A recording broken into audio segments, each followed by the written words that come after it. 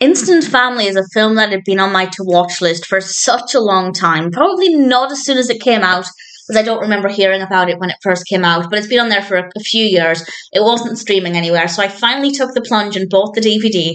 And having now watched it, I can say that it's absolutely fine. There's nothing wrong with it. It definitely wasn't as fun as I thought it was going to be, but that being said, it has an incredibly impressive 7.3 out of 10 on IMDb. That's across 130,000 reviews and ratings. So while I don't rate it quite as highly as that, I still enjoy it, and I do recommend it. This was released in 2018. It's directed by Sean Anders, written by Anders and John Morris, with an amazing cast, including Mark Wahlberg, Rose Byrne, Isabela Merced, I apologise if I mispronounced that, Octavia Spencer, and various others. The cast is great. The performances are very good.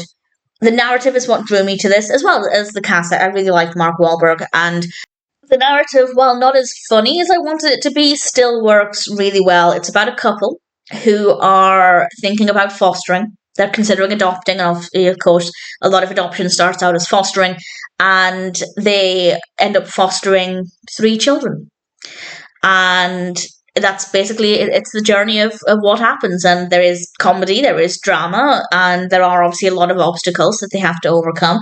I think the children are really great, really well written, very believable, so that all works really well. And any film that promotes fostering children and caring for children and giving them their forever family is something that I have to praise. I think it's a great message, and I think in general it did a good job with it and makes it seem, I want to say, quite realistic. I'm not an expert on fostering by any means. Certainly in the UK, I've read a lot of, over 100 books on foster care, so I don't ask why. I don't know why. I find it fascinating, but I really do. And I feel like it's something that I've never, ever seen an advert for fostering to encourage people to look into fostering.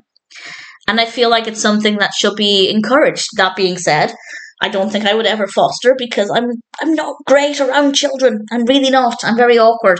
And I feel like more people should be encouraged to do it. I think a lot of people have room in their lives, in their hearts, for fostering. I'm not getting on my soapbox, but the point is, it's something that, for whatever reason, unknown to me, I'm very passionate about.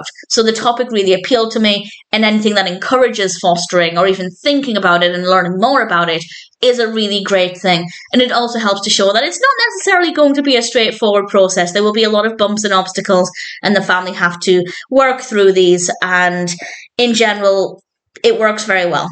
As I said, though, it's maybe not as funny as I thought it was going to be. It wasn't that funny, to be honest. I didn't laugh, but I don't necessarily laugh at films that much. It was mildly amusing.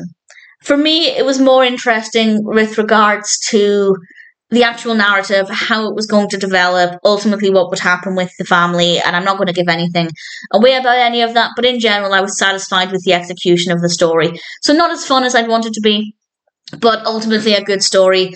And in general, I'd say it's worth the wait. As I said, it had been on my to-watch list for a really long time, and I was kind of holding out for it to come onto a streaming site, and it just never did. So I bought the DVD. It wasn't very expensive, but I'd say it was worth the money. Instant Family is a decent story, well executed. I think there are some great messages there. And again, anything that promotes foster care and thinking about foster care, I think that's a great thing. So I can't fault it at all.